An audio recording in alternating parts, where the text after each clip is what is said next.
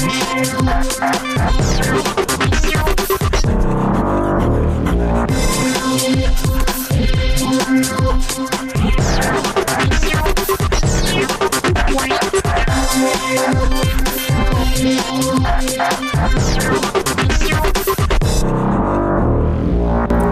everyone, Lauren and Toni here bringing you Showreel. Today on Showreel, we are lucky enough to be joined by veteran actor Graham Furness. He has worked extensively on film, television and live theatre in both Australia and the UK, and he's here today to share us with some of his insight and experiences. Welcome to the show, Graham. Hi Lauren, and hi Toni. Hello. Okay, so tell us, so what first got you interested in acting? Well, I was about 5 years old actually, and I think the teachers realised I was a little bit of a sort of a extrovert, wanted to be up on the stage type character, and little did I know I wanted to be an actor, and they sort of got me into the sort of the school theatres and plays and so on. And by the time I was about 8, I got cast as Ali Baba in The 40 Thieves, and I thought, this is for me. I was into sport as well, swimming and tennis and whatever, but I really liked, I mean, I became a muso and an actor. My brother was a fisherman and a surfer, completely different, you know. And I was interested, amazingly enough, in sort of movies when I was 8, 9, 10 years old, and used to go to see these movies. Which were probably adult movies at the time, because from a military family, as a military kid, we moved every 2 years. I was overseas. I remember we were living in Germany, and I was about 8, 9 years old, going down to the movies to see some film. And it was like a Sidney Poitier film or something. And I really thought, oh, I love this, and I liked it. And I was, you know, really passionate, and basically got into school plays and acting.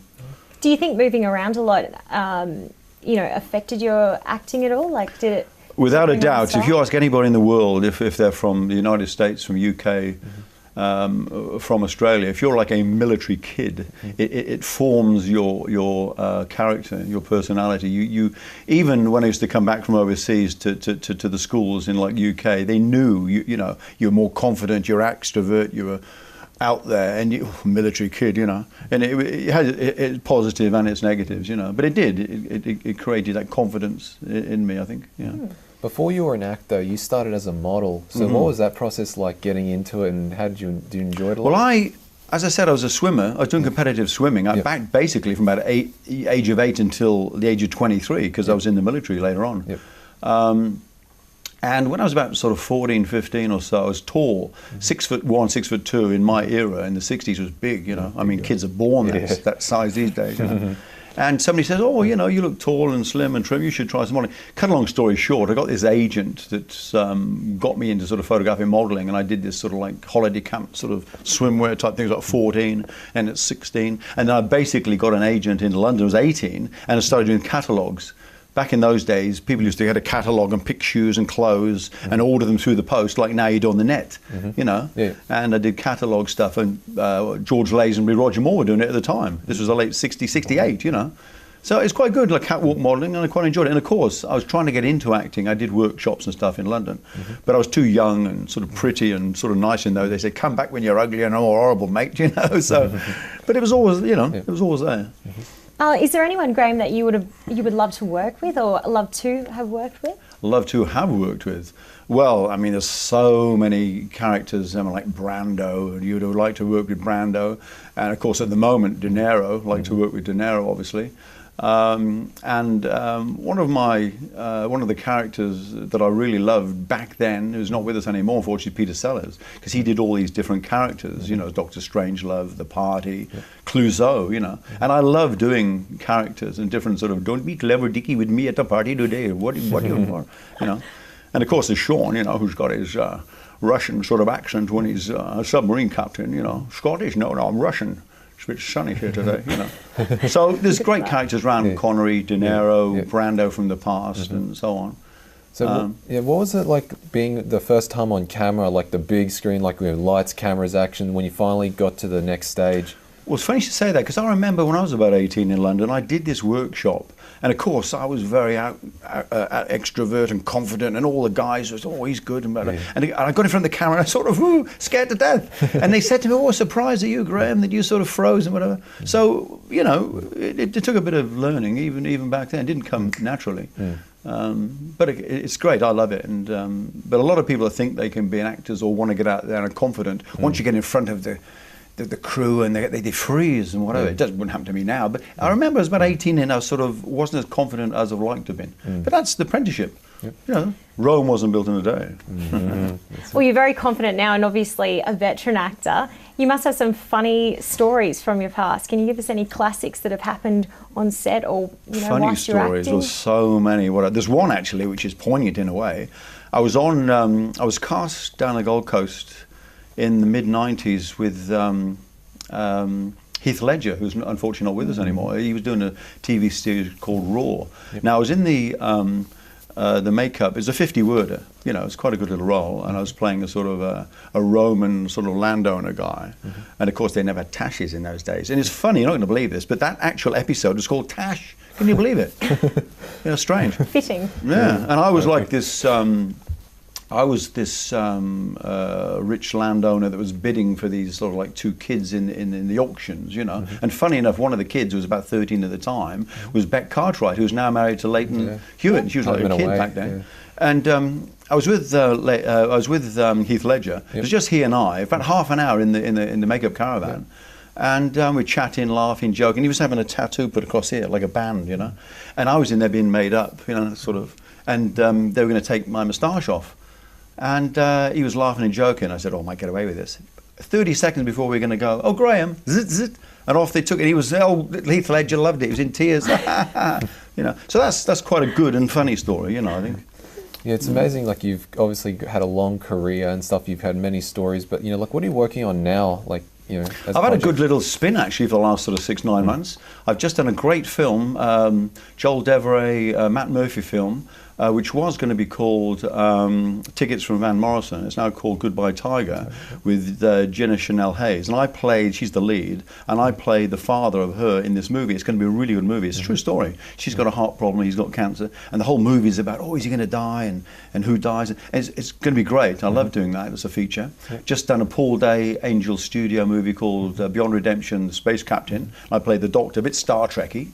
And also Matthew Dixon, Dark Cell Production, Ghosts to Victoria Park, and Absolution I'm doing. In fact, I'm going for rehearsals tonight, and that's like a rip-off of Jaws. It's basically the Jaws movie, and I'm playing the Robert Shaw type character in that. So it's been really good at the moment. Stuff, you know, coming up, excellent.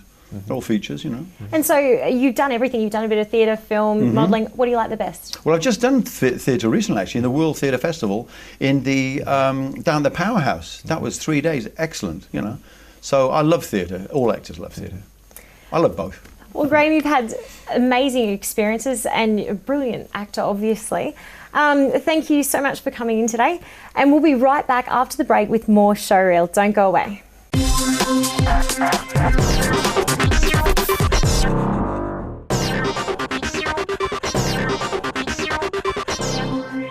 Welcome to Good Film, the show for filmers by filmers. I'm Hax. And I'm Banjo. Coming up on the show, Reese is going to review some classic video games adapted from films for the NES. But first, can you guess the film for this week?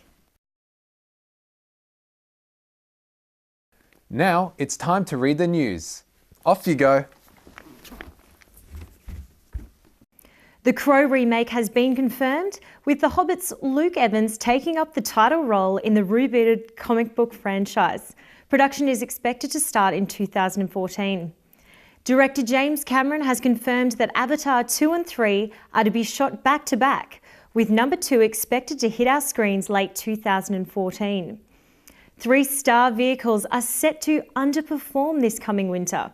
Brad Pitt's troubled zombie epic, World War Z, Johnny Depp's The Lone Ranger, and Will Smith's action sci-fi flick After Earth are all expected to not recoup investment by the studios.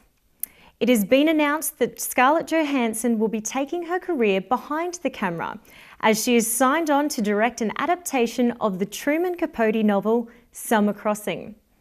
There's been a recent outcry over Disney's sexualization of the character Princess Merida from the recent Pixar fantasy fairy tale Brave.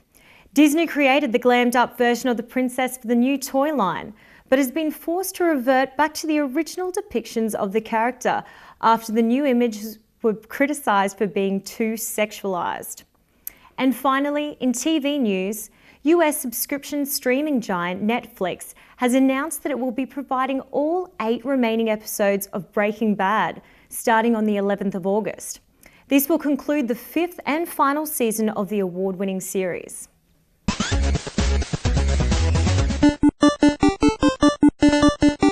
Released by Konami in 1986, The Goonies is the first movie license game for the Famicom. The game differs from the movie, however.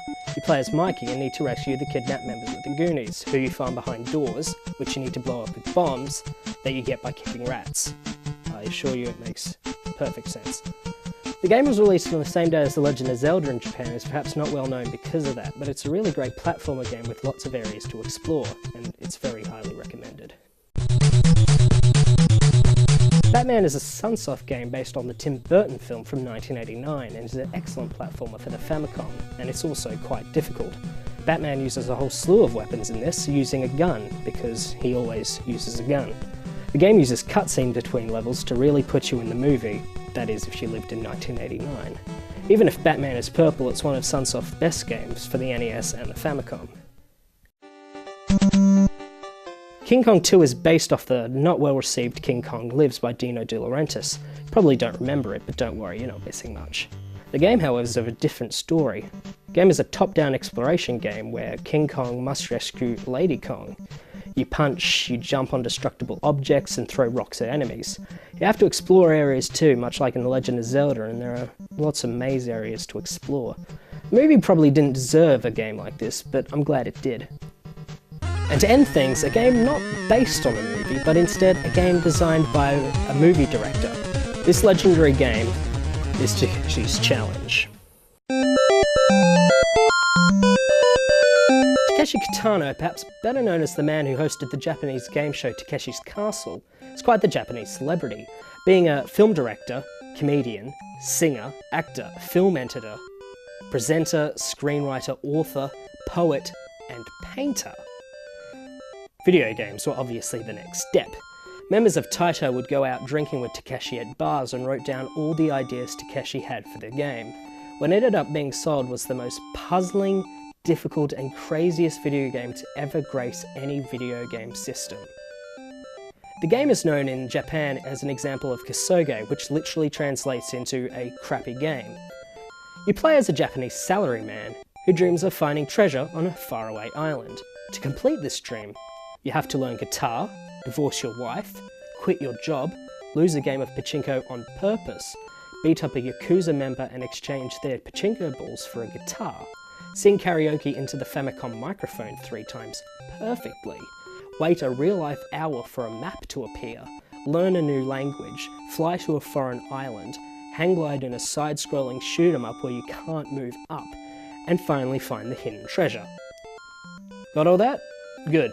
The game is almost impossible to beat without a strategy guide, and you'd think this would make the game very unpopular, but the game is considered an influential game even while being Kasuge and sold exceptionally well, around 800,000 copies, making it a hit comparable to Dragon Quest. A truly interesting game from an interesting man. There are quite a number of movie-based games for both the Famicom and the NES, some worse than others. These are some of the more obscure entries from a very important game system. Back to you, Banjo and Hacks. Thanks, Swan. Now, did you guess the film for this week? That's right, it was Sherlock Holmes Baffled, a 30-second silent film made in 1900. It was the very first detective film and the first film to portray Arthur Conan Doyle's famous character. That's all the time we have for now, and until then, may all your films be good ones. Hacks out. Banjo out.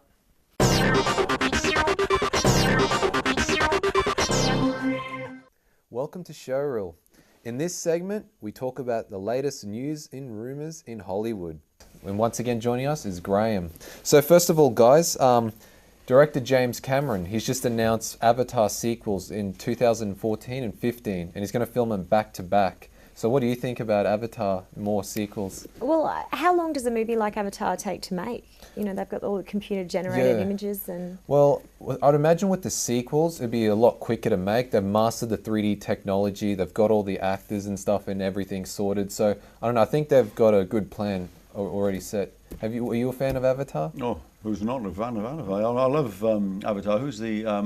We all like CGI, Yep. and Cameron, of course, and Sam was in it, who I met on Getting Square. Actually, had a small role in Getting Square with Sam, and you know, I'm just waiting for the call. You know, I mean, am I getting cast on Avatar 2 and 3? Come on, Mr. Cameron. No, it's great. It's good, and I think it'll again be very well looked at by wasn't it the biggest film ever? Yeah, 2.7 billion. That's right, biggest ever. Wasn't As it? long as he has a different storyline, not rip off Fern Gully or, you know, Last Oh no, they've got to Samurai. have a different story. Yeah, they last time. can't keep Yeah, milking look- that Although I think the salt. mining company might want to come back and get their own back. More and unobtainium. I think they might have. And do we think they are going to be as big as the first one? I don't know if it'll make as much money, but there'll still be the interest, I reckon. Oh, I think it'll make money. I don't Yeah. think it'll get the. 2.7 billion. It'll do well. Yeah. And so, guys, looking at the three big movies that are coming up, Brad Pitt's troubled zombie epic, the World War Z, and Johnny Depp's Lone Ranger, and Will Smith in After Earth. Apparently, these movies aren't going to do so well. I don't know. What do we reckon, guys? Will Smith he only does blockbusters. He's brilliant. I think Will is now bringing his son, you know, his son. I think Yeah, his yeah. son's going to be bigger than him. Yeah. Will is now out there thinking, well, this is a vehicle for me to get my son in and put him out. He doesn't care. But it'll be good. Will Smith, I'm a fan, and he's got big fans. I think it'll do well. You know, I'm not sure about Brad and a few others. Not sure about it. Yeah, because I know like Brad Pitt's one, it's based off a graphic novel, so I don't know, it must have like some established fan base to follow it, but I don't It will have. Yeah. But these like you know, other ones, you know, the Lone Ranger, I'm not sure if that's based off material, because you notice these days Hollywood just adapts what's already been successful before.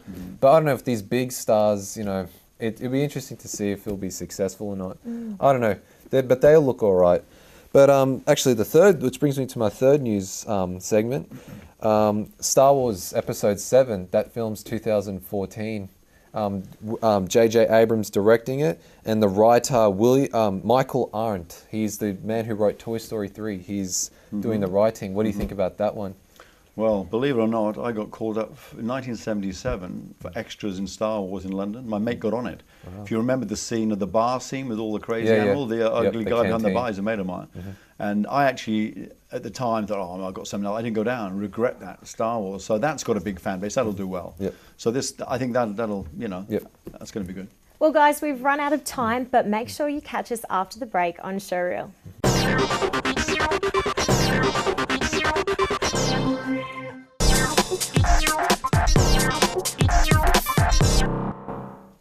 Welcome back to Showreel. We have a big winter ahead of us at the box office, with a huge slate of blockbusters due to hit our cinema screens in the next couple of months. So we thought we'd take a look at the upcoming trailers for next month to see what's hot and what's not.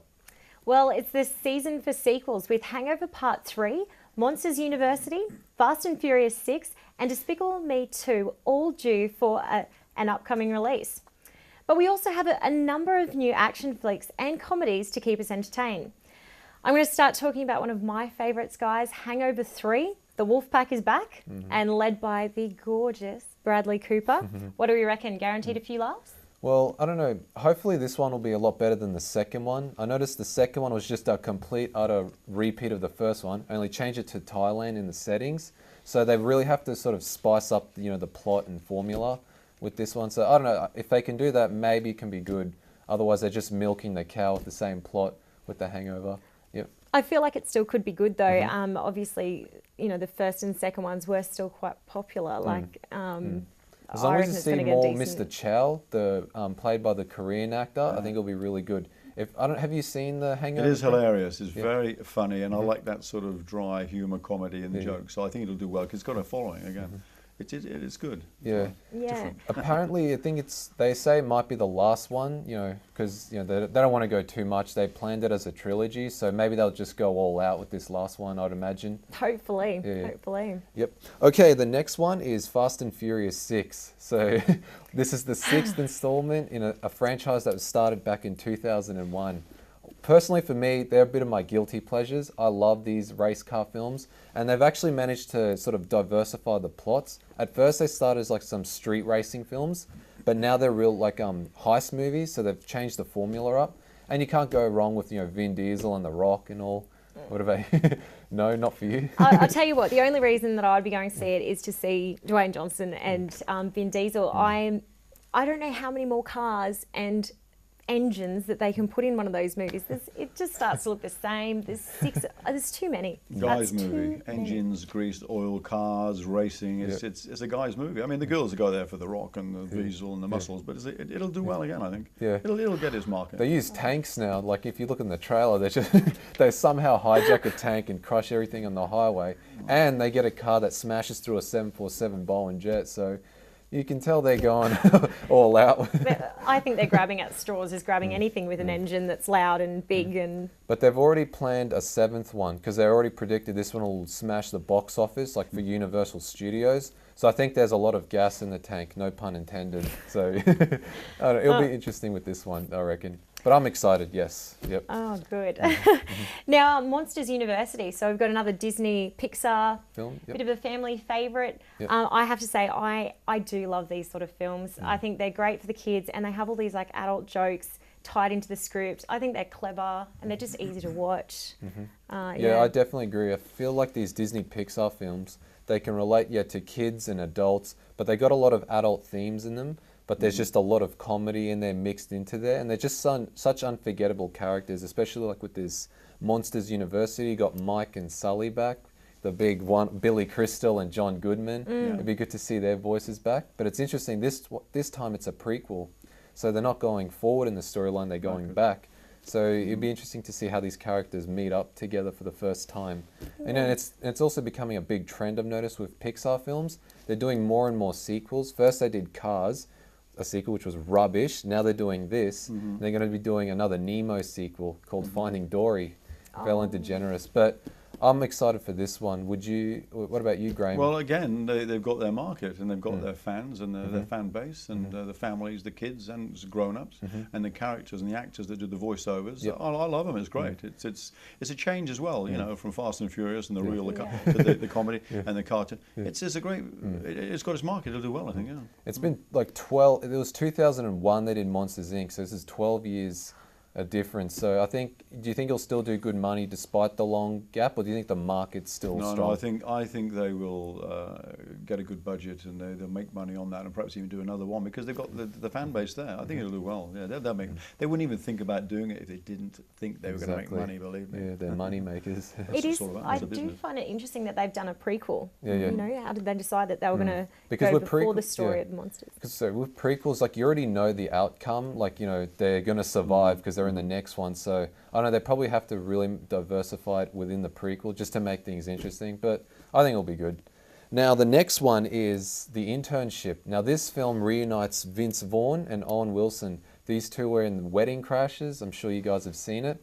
And basically these two guys are 30-year-old salesmen and they get internships at Google and they're mixing in with Gen Y guys. And I've seen the trailer for it. It looks pretty funny, but I don't know. It's not something I would see, but like it's got good jokes and all. I don't know. What would you guys? Great. Well, look. Let's be fair about it. Mixing Gen Y, Gen X, baby boomers, grey nomads, the mixture, the match, and it's going to be great because it's all IT and it's all we know, you don't. Or, I think it'd be great. It's real life, isn't it? Yeah, seeing the differences in technology and the old people not quite understanding slang and that sort of thing. I love Vince Vaughn and Owen Wilson. I know sometimes they can be a little bit cheesy, but that's what I think. I would see that and think, I'd like to go watch that. Has Owen had his nose done yet? No, it's still got a bit of the crook. Mate, I don't character, adds character. But he's a particular character that lends itself to this role in this sort of movie. And you can imagine him vying against a sort of a Y-gen. Can you imagine that? I mean, he'd probably smack him around the ear. And because he's so, he's used to being the lovable, like the womanizer sort of sleazy bit. It'll be funny going up against the younger. He'll have his niche. I tell you, he'll have a niche. He'll have a niche and people are going to see it. But with this, I don't know, for me, like the trailer looked really funny and all, but I don't know if I would see it again because I mean Vince Vaughn and Owen Wilson, I don't know, they're just sort of not my cup of tea, and I prefer Vince Vaughn as a villain. If you see some of his films, he plays a better bad guy than a comedic actor. But I don't know, who knows how the critics will like this we'll have to wait and see for that one. Whereas at the end of the day, it's down to the public, isn't it? Yeah, exactly. Critics will give it, but the public, as you say, the money. I think the public will love it, irrespective of the critics. It'll do well. It's true. I think so. Yeah. Let's hope it's got a bit more to the movie, that it's not just the big names and the one-liners. Exactly, that's it. You see, a lot of these movies, we can't make this as we have a big name in it, and we've got to have so and so. So it'll do well because I think so. Well, speaking of big names, this After Earth that's coming out, that's starring Will Smith and his son Jaden Smith. I reckon this is going to be. I reckon it'll be good. Will Smith always brings out. See, I like Will Smith, but the problem is there's two things that are sort of preventing me from seeing it. A, he keeps shoving his son down our throat all the time, so seeing him again in a bad acting role, I don't know. And secondly, the director, M. Night Shyamalan, they know him as the one-trick pony. He did The Sixth Sense, and all his other movies have been crap since then. They just all have ridiculous twists, like Lady in the Water and Signs, and also, I don't know about this one. It looks too much like Oblivion, I find. But I don't know, we'll see once again if this will be a hit or not. Well, I mentioned it earlier. I mentioned again that I'm a fan of Will Smith, and as I say, he's using him as vehicles. He's getting his son in. I think his son's good. You know, what he does there is not easy, and he's a young kid, and he's doing well. So I think that again, the Will Smith fans, and it'll probably be a good movie. I'll see it. I think it'll be good. Well, the upcoming winter slate certainly offers a range of films and genres to keep most moviegoers entertained. We'll have to wait and see how they fare at the box office, but for the most part, it looks like we've got a lot of good films to look forward to. That's it for today, guys. Catch up with us on Facebook, Twitter and YouTube. And make sure you catch us here next week on Showreel.